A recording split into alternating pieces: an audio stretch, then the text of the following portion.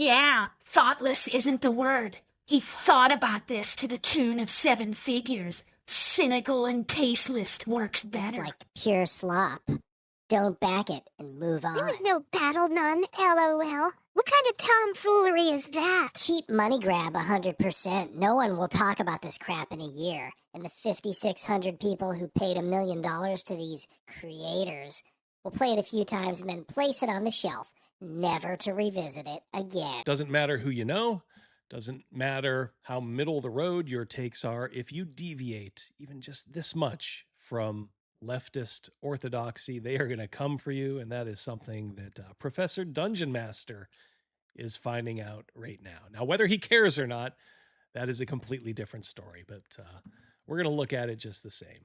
I love this place! All right, so big thanks to Jason for sending this my way. Thank you, buddy. Deathbringer, over $1 million. That's right, the long-anticipated RPG from Professor Dungeon Master. It's been teased for a while. Already over $1 million, only 5 days in. And the more the merrier, I say.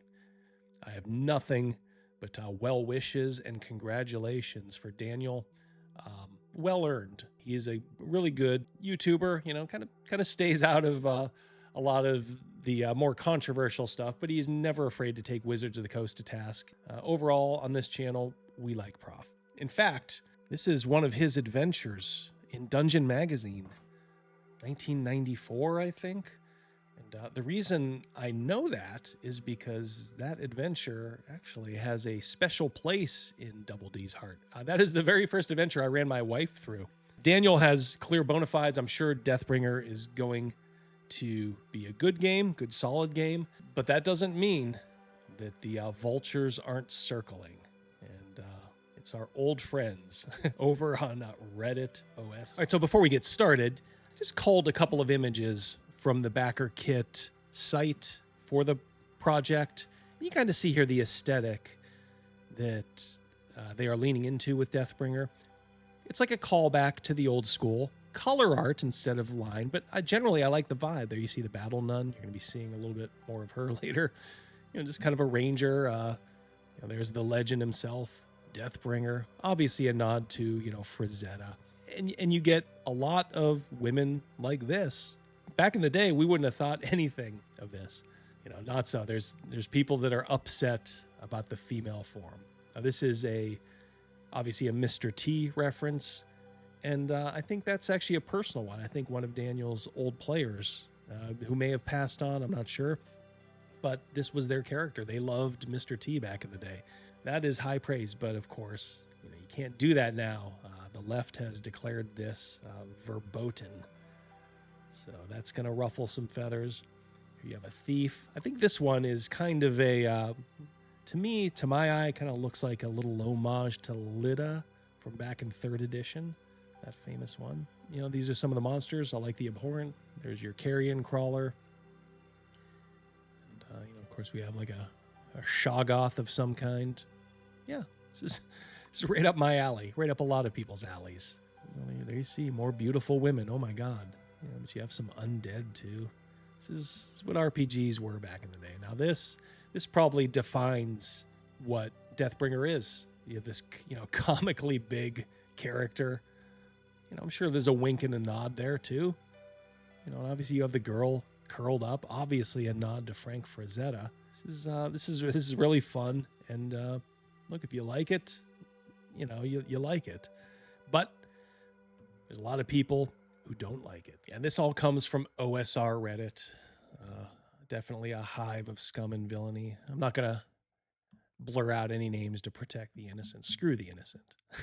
They're not innocent, by the way. I'm sure they're not. I don't know, man. Doesn't feel like old school at all to me. Feels like 5e with boobs awkwardly added on. And here's Woogie Prime. I'm sure a chick magnet too. I think they're going for that sword and sorcery Frazetta vibe, but I think they're pushing the sexualization that's present in those works way further to a near fetish art territory in some cases. That is not fetish art. These people are weird. They evoke a bit of that classic fantasy art, sure.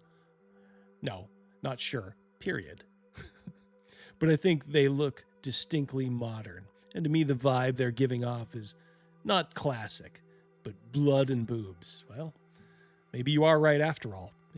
Blood and boobs is probably, if you ask Daniel, he'd probably be like, yeah, that's fair. And it kicks ass. Ripped, muscular dudes and scantily clad women make sense if he's going for the heavy metal or Conan aesthetic. He is. But I still think the art looks so generic. No interest in this one. Well, look, if that's a legit criticism, okay. I don't think it looks generic. I like some pieces better than others, but overall, I think it's pretty good.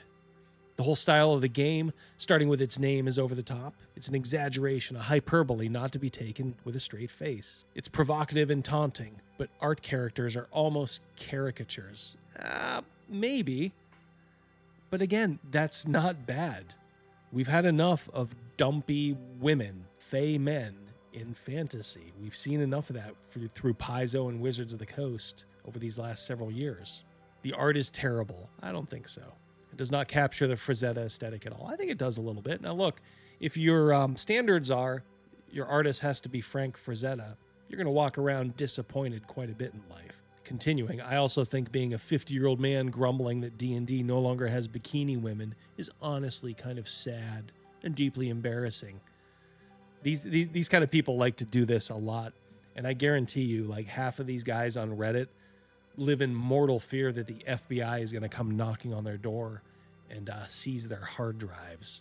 Fishes and Loaves says, no, you see, it's Frazetta inspired. Yeah, sure. I also am an art appreciator, but this isn't good Frazetta inspired art. That seems to be their line of attack, that it's not Frank Frazetta, therefore it's bad. It's just repeating the same old aesthetic. Yeah, what's wrong with that? If you take something with misogynistic overtones and artlessly repeat it without doing something to build on, there's going to be someone out there who thinks, well, you're just artlessly repeating something that's misogynistic. But this person probably has no problem with Wizards of the Coast repeating the levitating black woman, with white hair, glowing white eyes, casting a spell, which I think I've seen like 3 separate times now in different projects. Continuing, Kelsey Dione is involved. She's one of the good ones. Surely you can't be alienating and weird about women in the hobby, but also have friends who are women. I don't know who needs it repeated, but the part where he contrasts Heidi Klum with The Handmaid's Tale is absolutely tone deaf. Terrible reference to make. I thought it was kind of funny. This person says that he's an old-fashioned Savage Sword of Conan fan. A little gratuitous skin doesn't bother me. But small doses, man.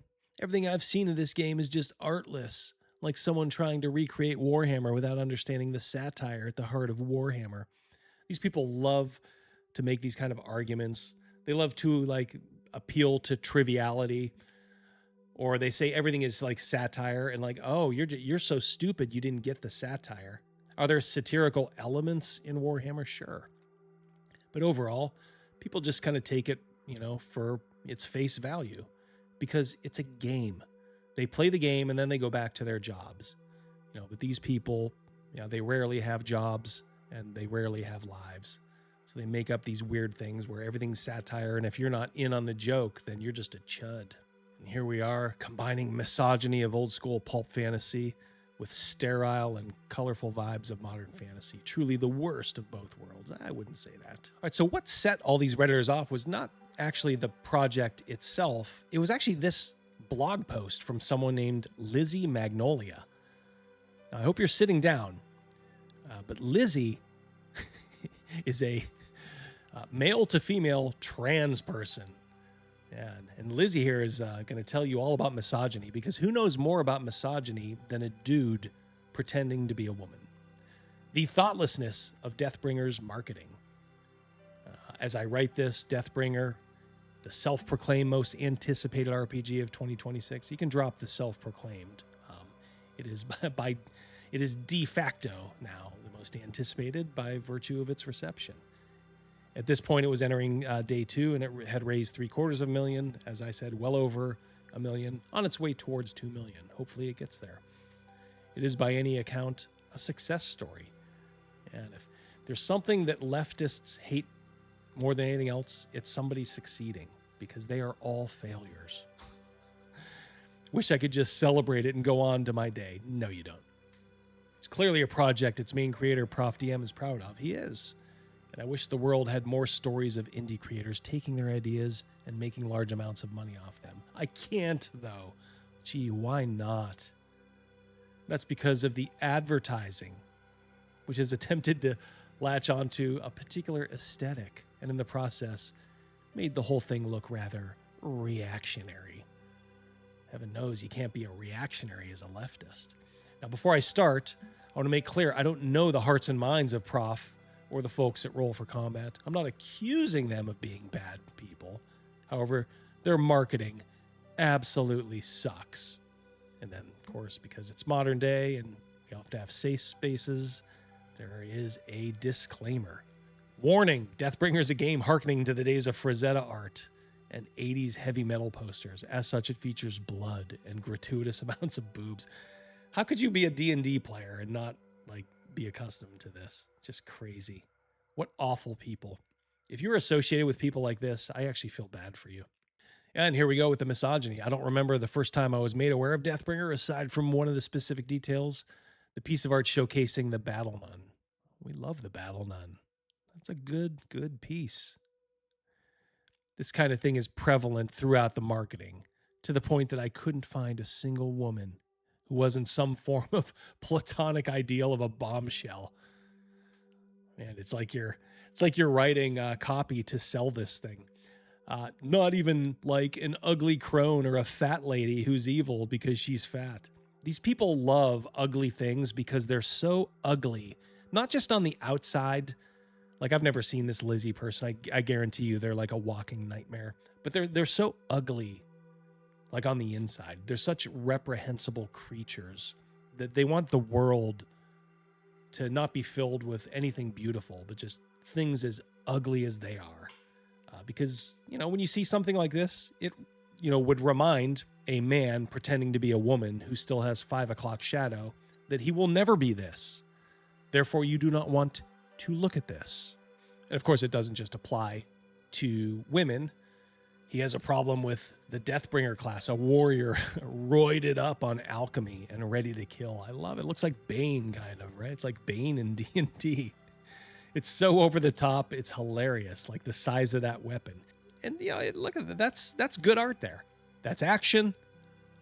That is something you don't find a heck of a lot in, modern day Wizards of the Coast art.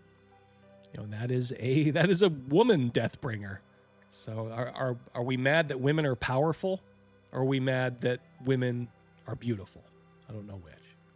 I just know these things down here, these little bug people, they're going to be dead pretty soon. I'm sorry to keep posting the art, but it really is the best way to reinforce that every woman in this game is some sort of cheesecake. Yeah, and we love it. It'd be one thing if it was an isolated design, but it's every woman in every piece of art, at which point it feels more like the artist nudging me and going, hey, look at the tits on that broad. Hey, there we go. Look at the tits on that broad. Now, obviously, this is their product and they're allowed to have whatever art they want. Oh, thank you for giving them permission to make, probably $2 million.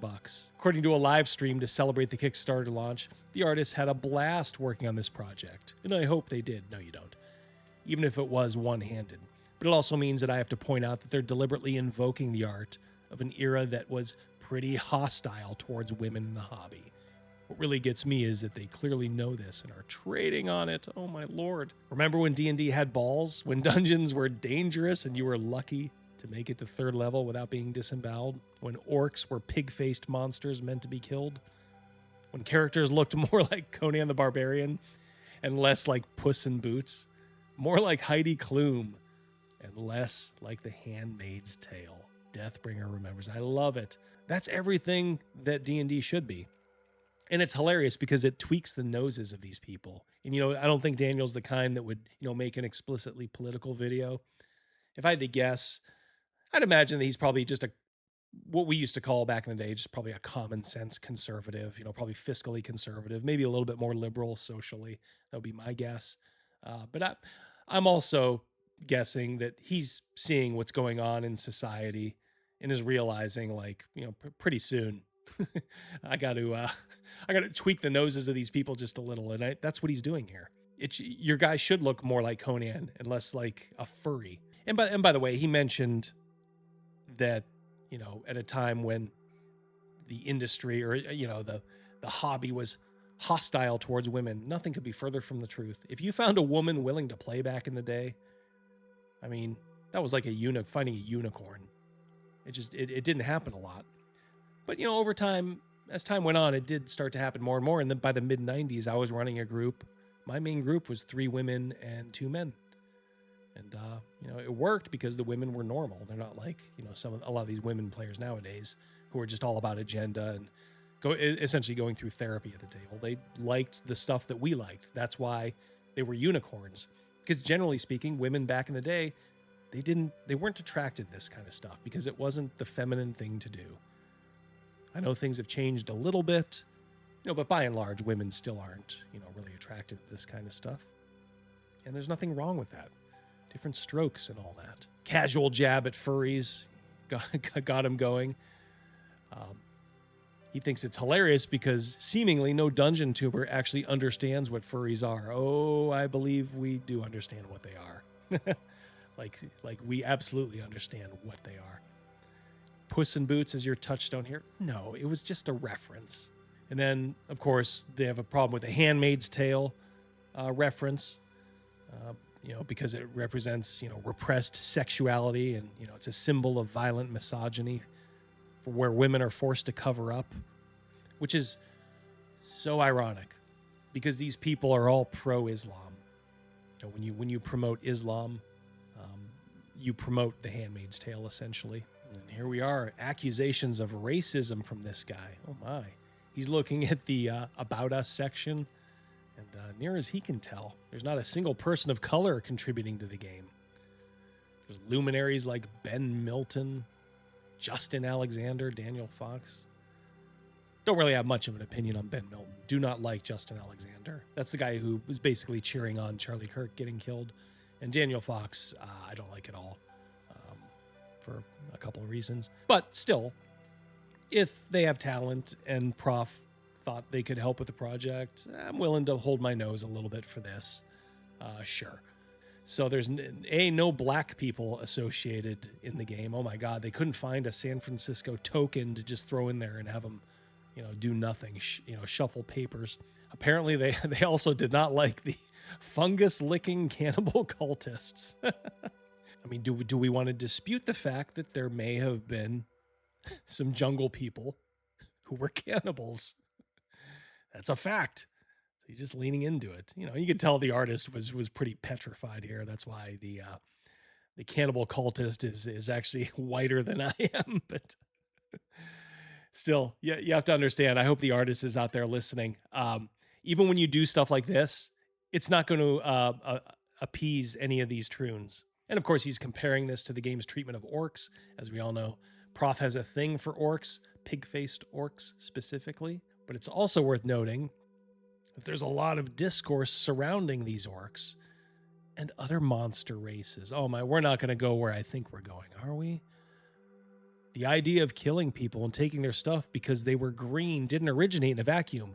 Because Gary Gygax was a racist. Oh yeah, here we go again. A racist who considered the murdering of orc non-combatants to be a lawful good action, explicitly invoking a man who said, "Nits make lice," to justify the mass murder of indigenous Americans. And of course, because the quote was from that means the orcs are just like the indigenous Americans. Of course, it can't just be the quote itself that he's referring to here. We have to put all those extra layers onto it. And Gary Gygax being a racist, we've gone through that ad nauseum. Anybody who says that is an immediate, in my mind, I immediately mentally block you. You have no value. All that's to say, this kind of stuff should in general be handled with care. So let's see what Prof says. They're not blue-skinned elves or humans. They are monsters, pigs who mutated into bipeds and eat human flesh. So you don't have to feel bad about killing them. Whoa, Doctor. I love it. That's the way orcs should be. I love that take on them. The pig face. It's like, the Hobbit cartoon kind of reminds me of that. They are almost like cartoony, but still evil. These are perfect. What kind of a person would have a problem with these? He says it feels a little telling about the state of Dungeon Tomb that we keep seeing designers try to twist their way into creating populations of sapient beings that players can kill without remorse. Yes, that's the game. You go out, you kill things, you take their stuff, and then you go celebrate. Welcome to D&D. You are now a murder hobo. Conclusion. The word I keep coming back to is thoughtless. Well, that's how I would describe this whole blog post, but continuing. Prof DM in the Roll for Combat, folks, want to invoke 80s fantasy and heavy metal and old role-playing games. Yeah, they've done so. But they haven't really thought of the other meanings of the symbols they invoke. There are no other meanings. That's just you being mentally ill. Says it was alienating in the time of the hobby, and frankly, America in general. No. One built on a bunch of white nerds from the Midwest trying to keep everyone else out. That is so untrue. Oh my God. We were just desperately trying not to be found out so we would have a chance of having a girlfriend. They want to be edgy and promote themselves having stuff mainstream companies are afraid to do anymore without considering that there's a reason no one does this stuff outside of Xenoscope and the occasional OSR shock jock, because it's tasteless. OSR shock jock. I wonder if that's me. And here he is stewing. Clearly it works because it made 20K in the time it took me to write this post. But it's gross. Yeah. Men who use the word gross, very narrow set of circumstances you can do that. But when you're describing things in general, it's usually these kind of people who say that. The same kind of low rent stuff you see in stuff like the whimsical rape riot of the original Deathstalker. Deathstalker was pretty good. Or frankly, the shitty misogynistic dreck we see in the original Conan stories. Oh yeah, they hate Conan because it's a little too high tea for them. That I feel might be ultimately its legacy. Some house rules for 5th edition, largely remembered for a bizarre, kind of racist, and definitely sexist marketing campaign. And that's kind of sad and disappointing. Or, it might be also recognized as the campaign that made $2 million and probably gets supported, kind of like Shadowdark is. I'm going to guess it's going to hang around for a while. Well, there you go. I'm sure everybody in the OSR has nothing but well wishes and congratulations for Professor Dungeon Master. In the same respect, I hope this is kind of opening his eyes a little bit at what some of us, including this channel, is fighting against. Don't worry, we'll take the slings and arrows for you because we like the battle as much as anything. But yeah, totally bizarre, almost silly arguments against this. This is a great campaign, and it looks great, and it's, like I said, it's going to do $2 million. So all of these OSR Redditors, you guys can suck it. All of these Looney Tune bloggers, suck it. How does $2 million taste? Because that's probably where we're headed. Maybe a little short, but I bet you with all the stuff after, it'll get over that. And it's probably the start of a product line. You guys let me know in the comments, won't you? Did you back Deathbringer? I would hope that nobody on this channel would agree with these guys and their criticisms, such as they are. But look, if you do, go ahead and let me know. I promise I'll read it at least. By and large, I'm going to guess that everybody over here is on board, and even if you haven't supported Deathbringer, spiritually, you like what you see regardless. So let me know, and remember to join us every Wednesday at 7 p.m. Eastern Standard Time. We may have found a new segment, the Lizzie blog. So we'll find out Lizzie's thoughts on other things, which I'm sure is going to provide for some very humorous content. So, all right, you guys take care. You have a great rest of your day, and we will talk soon. All right, peace.